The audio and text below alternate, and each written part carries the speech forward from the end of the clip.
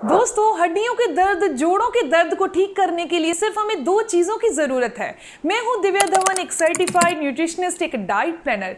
Diet के through thyroid की समस्या, पीसीओडी की समस्या, डायबिटीज का बढ़ना या कोलेस्ट्रॉल का बढ़ना या ब्लड प्रेशर का हाई रहना या कोलेस्ट्रॉल अप एंड डाउन रहना, इन समस्याओं को ठीक किया जाता है। या वेरिकोज वेन की समस्या को ठीक किया जाता है। स्क्रीन पर मेरा नंबर दिखाई दे रहा है, उसके व्हाट्सएप पर आप अपनी प्रॉब्लम लिखकर भेजिएगा, मेरी कॉल आपके पास जरूर आएगी।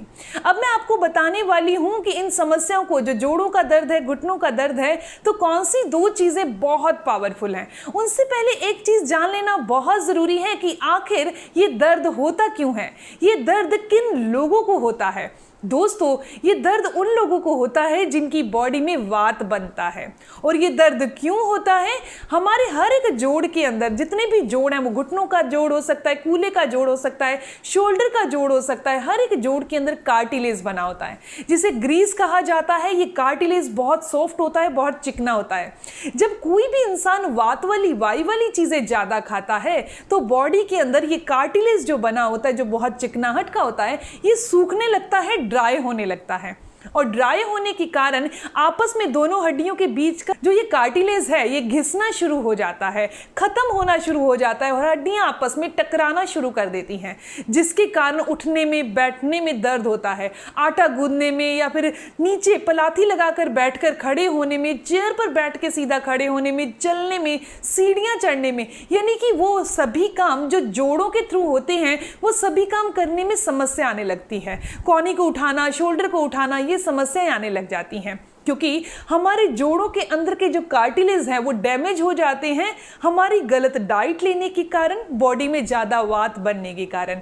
अब सवाल ये उठता है कि क्या ये कार्टिलेज दोबारा बन सकते हैं? क्या इस कार्टिलेज को दोबारा बनाकर घुटनों के ऑपरेशन या कूल्हे के ऑपरेशन से, कमर के ऑपरेशन से बचा जा सकता है? जी हाँ, आप सही डाइट करके और कुछ ऐसे नुस्खों को लगातार इस्तेमाल करके, कम से कम 1 महीना इस्तेमाल करके आप ऑपरेशन से बच सकते हैं। तो दोस्तों, इसमें जो दो चीजें इस्तेमाल की जा रही हैं वो मैं अब आपको करके दिखा रही हूं। इसे बनाने के लिए हमें सबसे पहली चीज की जरूरत है, वो है तिल का तेल। हमने यहाँ तिल का तेल लेना है। वैसे तेल कोई भी लिया जा सकता है, लेकिन तेल के अंदर जो सबसे पावरफुल तेल है, जो इन्फ्लामेशन, सूजन को दूर करता है, जो जोड़ों में होने वाली एक फ्लेक्सिबिलिटी जो खत्म हो चुकी है, कार्टिलेज जो खत्म हो चुके हैं, उन्हें दोबारा बनाता है, तो उसमें तिल का तेल सबसे बेस्ट माना जाता है। दूसरी बहुत ही साधारण सी चीज है, वो ये कपूर है। लेकिन इस्तेमाल कैसे करना है, अप्लाई कैसे करना है, वो जान लीजिए, प्रोसेस कैसे है वो जान लीजिए। सबसे पहले हमने कोई कांच की बोतल ले लीजिए। ये जैसे छोटी सी कांच की बोतल ली है मैंने।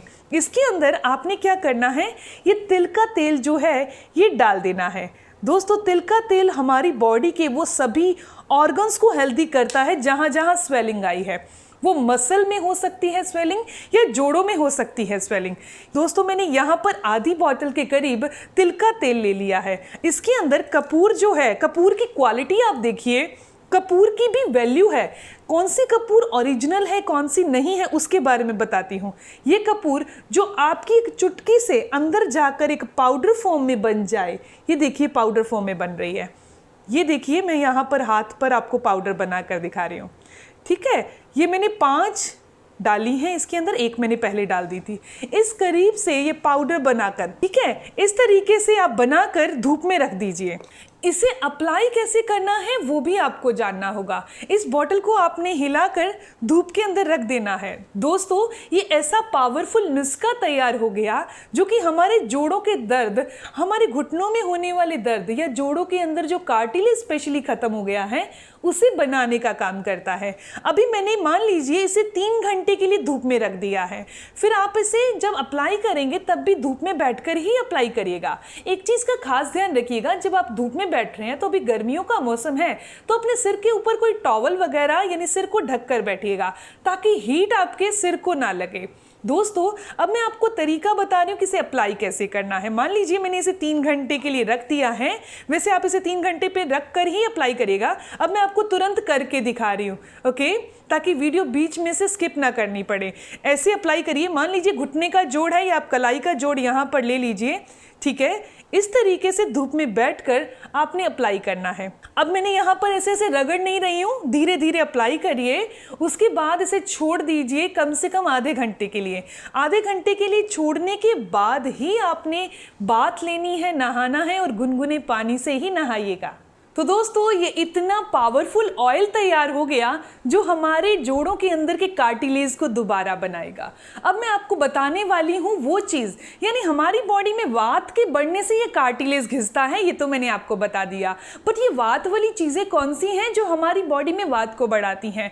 जैसे कि चने की दाल है, आलू खाना, गोभी खाना, चावल खाना या फिर सफ़ेद चने का इस्तेमाल करना, ये सभी चीज़ें हमारी बॉडी के अंदर वात को बढ़ाती हैं। जितनी भी ड्राई चीज़ें होती हैं वो बॉडी में वात को बढ़ाती हैं। दोस्तों अब मैं आपको एक ऐसा छोटा सा उपाय और बता रही हूँ, तीसरा है वो उपाय बता रही हूँ, उसका रेगुलर यूज़ करिएगा, उसको इनटेक करना है आपने, और वो है एलोवेरा।